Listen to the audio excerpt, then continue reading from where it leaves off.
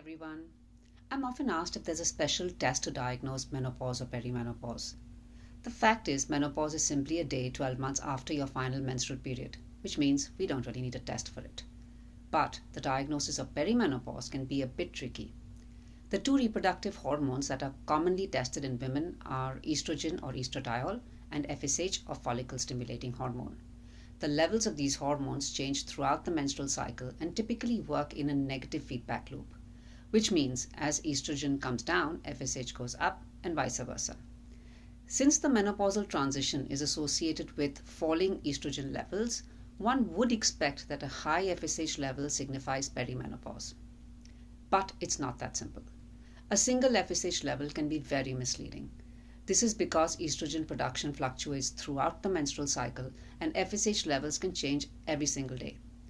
In fact, a low FSH level in a woman who has hot flashes and menstrual cycle changes doesn't exclude perimenopause for her, which means that this test is quite unnecessary in the presence of symptoms. The diagnosis of perimenopause is usually made from a woman's symptoms and her medical history, all of which only you can provide to your healthcare provider. The bottom line, when it comes to diagnosing perimenopause, you don't need a number to validate your symptoms. Trust what you feel and use it as a sign to seek support.